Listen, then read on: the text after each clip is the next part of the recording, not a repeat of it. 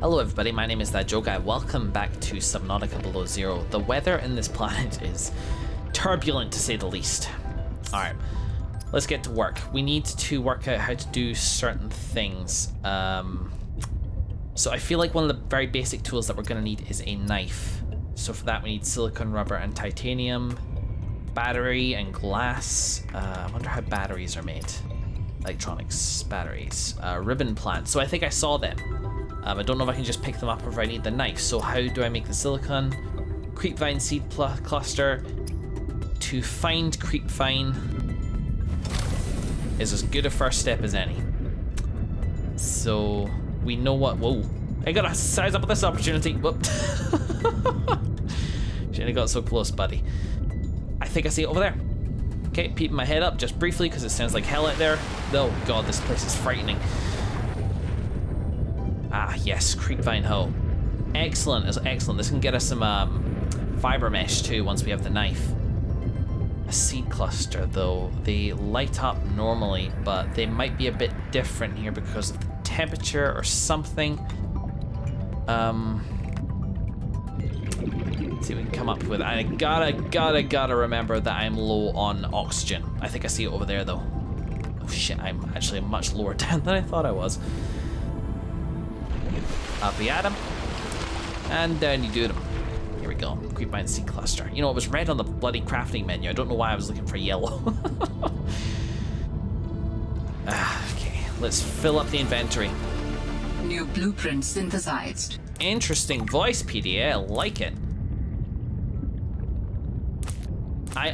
And like, stuff that this game is already doing differently is really interesting to me.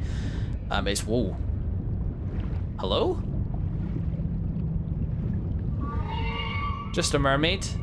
Totally chill. Oxygen. Yep, forgot to breathe. So, is that down there and all? Wait, hang on, that's oh, it's a tool tip. A tool tip which says what? Replenish oxygen? Brain coral? Oh goodness. Hello?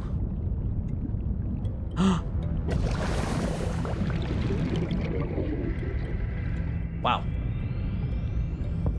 Alright, well we have creepvine seed cluster. Let's go and make some silicon rubber thing. Already we're seeing something which is much more character based, much more present. Like, survival was the name of the game in the original Subnautica, and it was a great survival story. Dangerous weather approaching. Ooh. Seek shelter. Can I see it? Yeah, I think I can see it. Alright, it's fine. We're underwater. Underwater counts as shelter, right? Alright. We have made lubricant. Do I need lubricant for anything at this early stage? Crystalline sulfur. And that was a pretty advanced material in the first game. Now we don't need lubricant for anything, so I think I'm good to just silicon rubber up.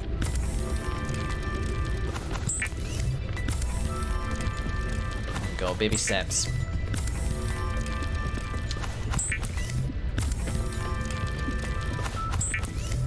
The dynamic's different as well. Sorry, yes, much more character based.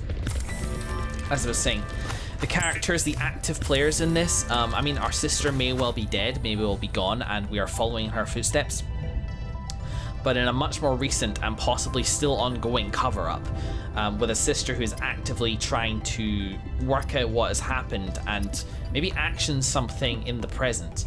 Now, obviously, you can extrapolate that plot to apply to Subnautica Vanilla original light as well, but something about this just feels a bit more present, and I think that's really interesting. We have ourselves a knife. So the next thing that I want to grab for myself is a flashlight. Yeah, good. Battery, titanium, battery glass, an air bladder. Oh, fins. Ah, yes, perfect. Wait, I don't already have them, do I? Let's bloody well hope not. I do now. I apparently don't have anything else, so I guess I'm just wearing the very basics in terms of a suit. I would love a standard O2 tank too, so maybe that's my priority. Oh, look, dig. Well, let's go to the creepvine cluster yonder. Wait, yonder? Where's yonder live? Oh, over here. It's really nearby. Well, we know the knife works. Let's get some. Oh, interesting. New blueprint synthesized.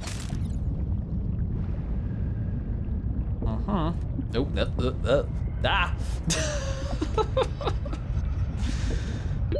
Oxygen. Yes. Well, yes. Shit. First death in Subnautica is always embarrassing. Okay, we're fine. And the weather is relatively clear, so the front passed pretty fast. Now that it is clear, taking this opportunity. At this point, I cannot see any sign of that radio tower they were talking about.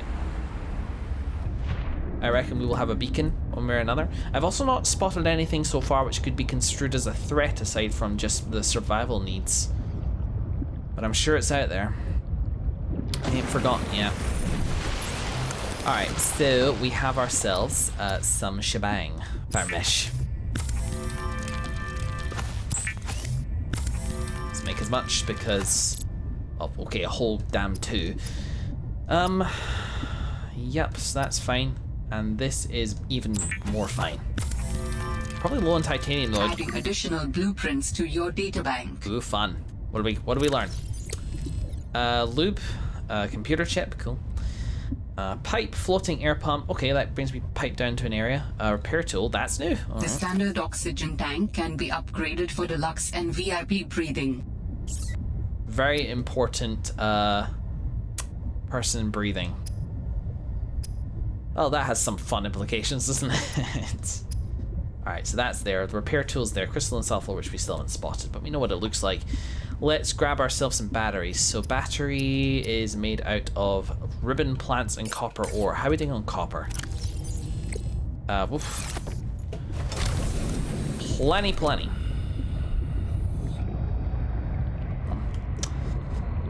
Right, where did I see ribbon plants? Bloody hell, where didn't I see them? Down in these kind of trench things, I think. This is all looking very familiar. Aha! Hidden away. Oh, it Ribbon just... plants contain electrolytic materials that can be used in energy storage. Fantastico. Early days survival experience, just picking up the stuff that we need. Okay. That was maybe the largest noise so far, which I cannot attribute to weather. My comforting blanket of denial has been stripped away. Doesn't mean it's dangerous.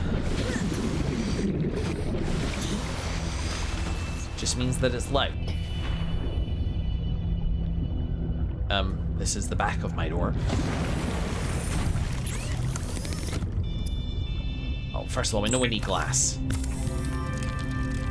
And we know we need batteries. We can make 2 batteries. It's quite pricey, actually, a battery. Both of which are gonna go into our first flashlight. And our first scanner. We are... All right, I have a scanner. Indeed you do, and actually you've reminded me that you've been making logs. Let me just cook some food and I'll be right with you. I guess I've...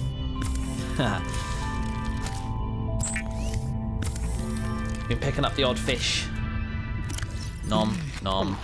No, diminishing returns for sure, but that's fine. Let's get us up to full.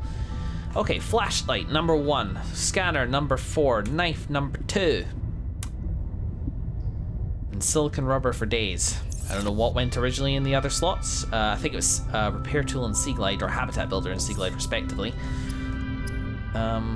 We actually don't have the option yet to make the habitat builder, despite it being in our databanks.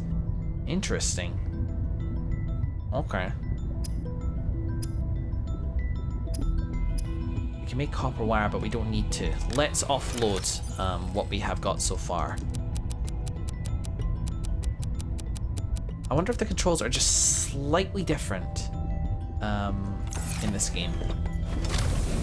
Just stuff that was once right click now appears to be left click.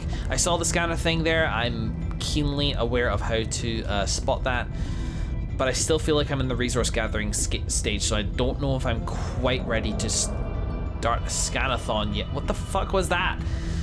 A scanathon yet? Oh, my cat has just entered the room. Okay, what are we doing? Well, we're listening to our personal logs. Personal logs. I was a little nervous about dropping into an unknown area. This is cool. But luckily, this biome seems to have an abundance of minerals I can use for tools and upgrades. I didn't want another situation like Bazantos 5. When Xenoworks dropped me off, there were barely any resources. I survived off the land for 3 months with just a knife, my lucky PDA, and some rope. I am still kind of proud of that, though. Your lucky PDA, huh? And yet this shebang, a bit more Altera, isn't it? Do you know, I don't think I can fight the Scanathon, so let's just dive in. Getting info. Chance of copper. You know what? This, that PDA... Oh, it is mine. Oh, this is my lucky PDA. Cool. I just assumed it was Altera because of the branding, the branded logos up here. Camera and all there. Very nice. Well, you should be proud of that. It sounds like quite an achievement.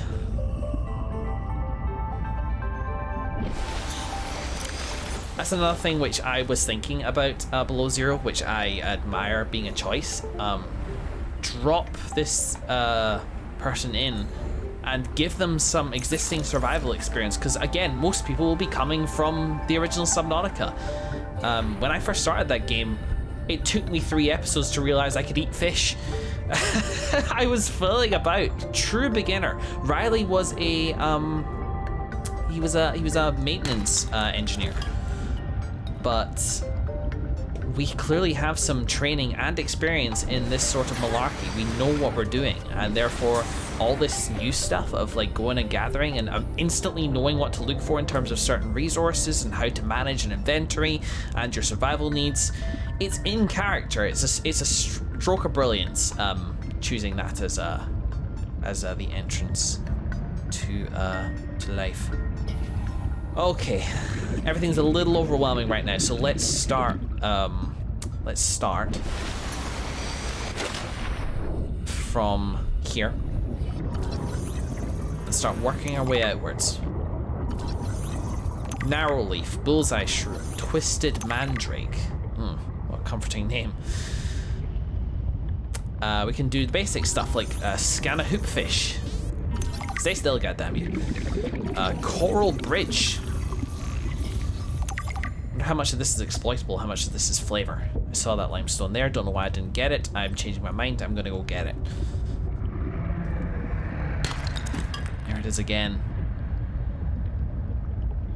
Goodness knows where that's coming from. Plenty ominous though. I certainly can't see anything. Do you know what? I can't get a fix on it either. Like, I'm turning, because, you know, I'm wearing headphones. I should be able to tell directional sound. But it reverberates to the extent that you just can't tell. It's not possible. Here's a ribbon plant. Let's scan it before picking it up. I do think this is worth grabbing when I can see it, because batteries are pretty expensive. Ooh, what was that? Oh, redwort. Redwort! So I'm going to assume anybody who is watching the series has seen the first Subnautica and will be, broadly speaking, very familiar with its ins and outs. Nice. Therefore, I'm not going to hold back on talking about things like the plot of the first game and the sort of stuff that was found in there. Oh, can't scan quartz. It's a bit surprising. Warning. 30 seconds of oxygen remaining. Dankeschön. Do I have a blueprint for a sea glide? I actually don't think I do I?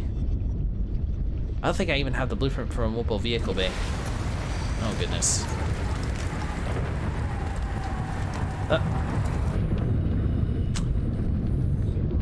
Arctic peeper, that I am curious about. Stay still. I'm not gonna eat this one. Oh, well, it's gone. Oh, there it is. Come on, you're right here. There. You get to live because you cooperated. Scan a boomerang. Boomerang. See, if you haven't played the first game, I'd be surprised. But apologies in advance. There's not a huge amount I can do about to avoid stuff like that. But the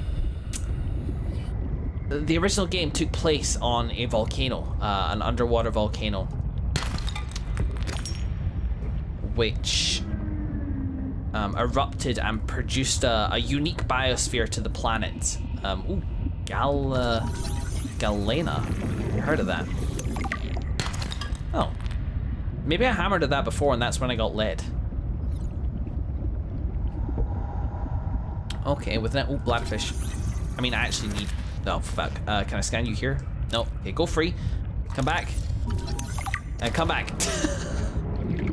I toy with them as if they are my subjects.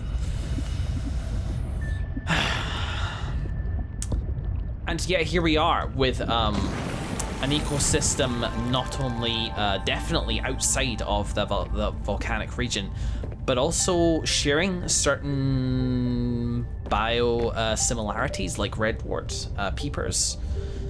I mean, considering that the impression that we get is that between the temperate-ish volcano area that the original game is based in and the Arctic region that we are in right now are trenches full of ghost leviathans. What are we expected to make of the similarities in eco-diversity, if you want to put it that way? I don't know, but maybe we'll find out. Okay. Do you know what? It looks like there's nothing else really to build at the moment. So I need to decide on a place that I want to explore next. Maybe for the rest of this episode though, because it's maybe like 10 minutes or so left. Oh, did I really not listen to this? We can have a look at some of the codex entries we've gotten from the surrounding area. In goes a battery in titanium, out comes a scanner. Every xenobiologist's favorite tool. This planet has some fascinating flora and fauna, and I can't wait to learn about them. This will also give me access to a greater tool set. I'm assuming Altera left behind tech that I can scan for blueprints. That should make surviving and exploring out here a bit easier. Don't worry, Sam. I haven't forgotten I'm here for you. But it can't hurt to do a little research on the side, right? I know you would have done the same. I will find out what happened to you. I promise.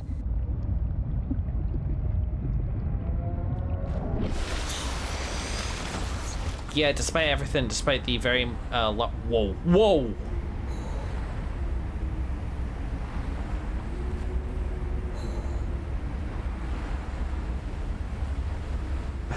There just aren't words. Crap. Does F6 still wait?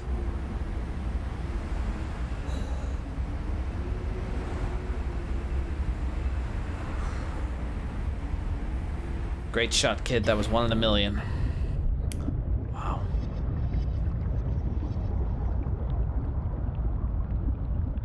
Sorry, just taking it in.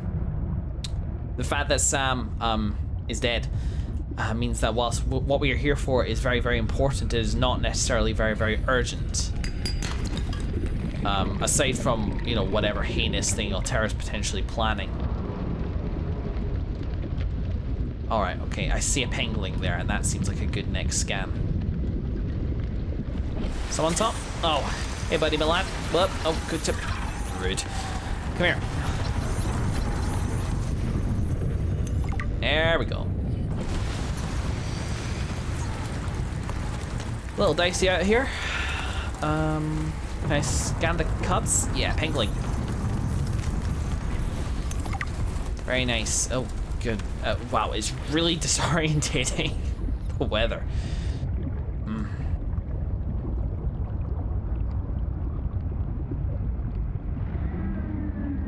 There it is again.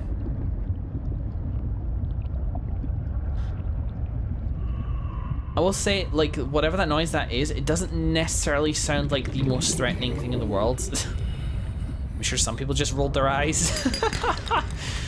But it reminds me of a gasopod from the original, and they were kind of sea cattle. It made a bit of a racket as a deterrent, but not necessarily were anything to worry about aside from their natural defenses. I could have sworn there was a bladderfish.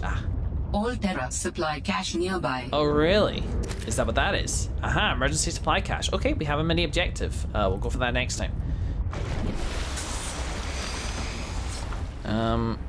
Excuseth me. Right, back to the drop pod.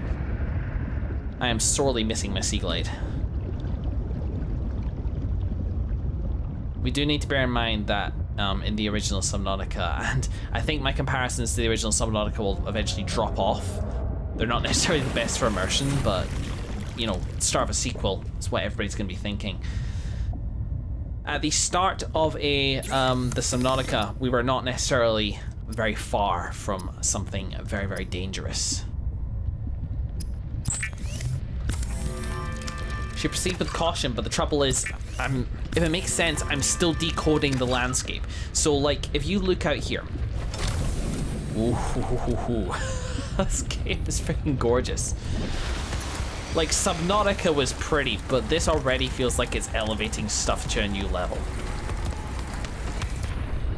Because in the first game, it never felt like spectacle was one of the core targets of Subnautica. It felt like atmosphere was, and it did a really good job, and its environments did an amazing job at setting its atmosphere. But aside from some very specific exceptions, there wasn't a huge amount of landscapes and like amazingness that would come up. Even the sunsets and sunrises were more muted, more mild, more peaceful. This whole thing feels intense, which kind of contributes to what we've seen before. So, okay, you look around here right now as somebody experienced with this, and you might think, okay, peeper, hoopfish, glacier over there that you can sit on, plateau up there, trench down there with creepvine and coral bridge just there, and like in your mind you're already categorizing like threat, not threat, exploitable, so on and so forth. Everything is new to me. Everything. Even the stuff I've scanned, I'm still getting used to. And that is why this is confusing. That is why it's disorientating to start new. That's why my sense of direction I don't even have yet. So I'm doing the best that I can. And we'll get used to this stuff eventually. But in the meantime, yes, I will fail to pick up on like little details and things like that until I get used to the environment around me. But one of the benefits of the way that I would play Subnautica in the past was that, yeah, I explored probably more than the average Let's Player did. I would take more time and revisit areas and things like that. Speaking of, advice is welcome. Like, if I miss something in an area which is important, particularly if like there's maybe Altera facilities coming up and I miss it, particularly on stuff like PDAs or voice logs, which are really important, I would love to go back and find them, so please do let me know. But also, obviously, no spoilers, please. Just a courtesy at this point, jeez. Where the hell was I? My cat's just entered the litter box.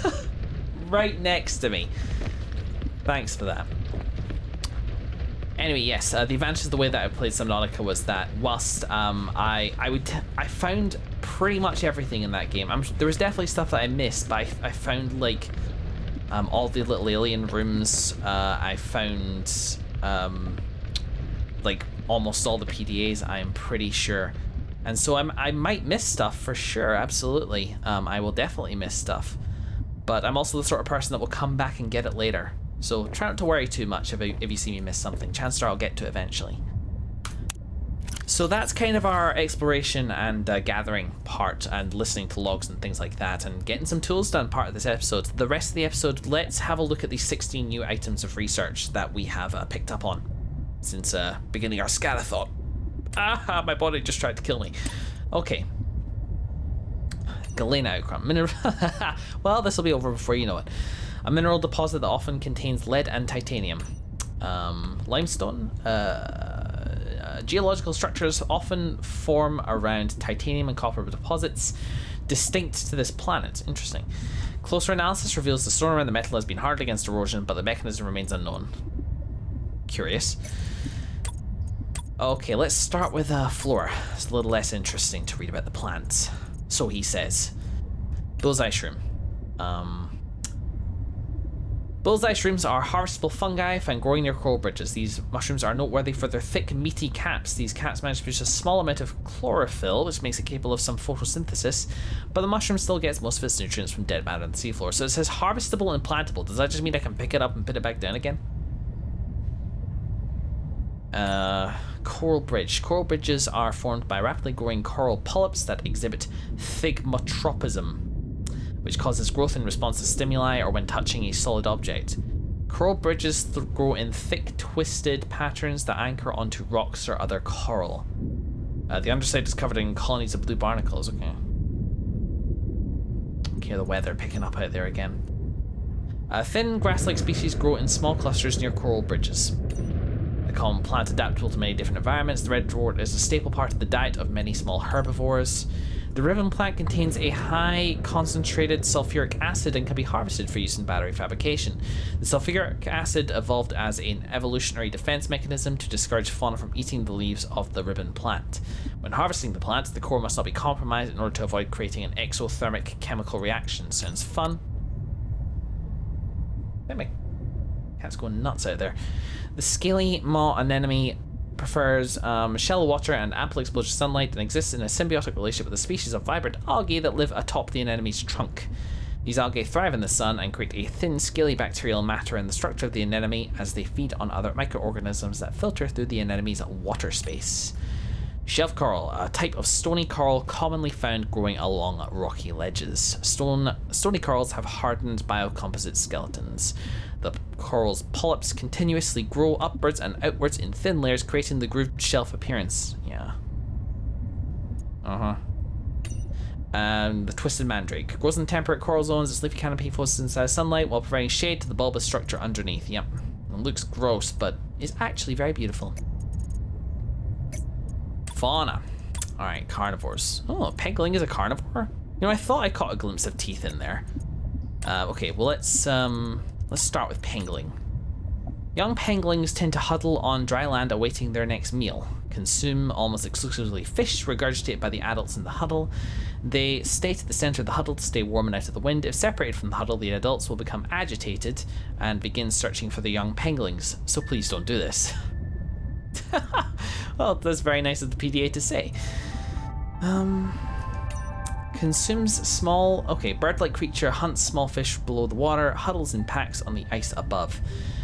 Small prairie fish regurgitates them for its young. Retractable tail and claws allow for fast evasion of predators underwater and maximum grip on the ice. Sharp teeth concealed inside the beak can tear chunks out of aggressors and prey alike. Huddles in packs on the surface for protection against the cold. Assessment less cuddly than they look, and they do look plenty cuddly, if a little bit Lovecraftian. Look at them teeth. Lovely. That's not your color. A fast prey fish camouflaged against the ice. Like the common peeper, it is fast and relatively intelligent, allowing it to survive in large numbers. Researcher notes don't like the auto-generated name suggest ice clops. Arctic peeper is fine. Assessment is edible. Yeah, mostly defenseless, bears little resemblance to the life forms around it. We read this in the past games, so I'm just gonna kind of skim this. Yep. Largely oblivious to threats, practically immobile at night. Yeah. Edible. Oxygen may be retrieved from the bladder and added to tanks on consumption. Oh. Membrane has applications as a natural water filter, indeed. Boomerang. Herbivore encountered in large numbers. Yep. Twin fins.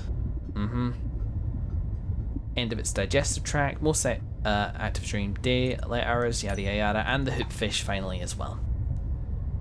Well, there you go. There's the hoopfish. You can stop and read that if you like. I know their deal already. There we go. We're caught up. In the next episode, I'm not entirely sure. I think maybe let's go for the emergency cache. That feels like a decent place to start. It's only 300 meters that way, and it will kind of get us kick-started in exploring the place and trying to strike out from this base, which at the moment is kind of feeling almost so open it's enclosed. Yeah. When life gives you a sandbox, where do you start? We'll find out. Thanks very much for watching, folks. See you in the next one.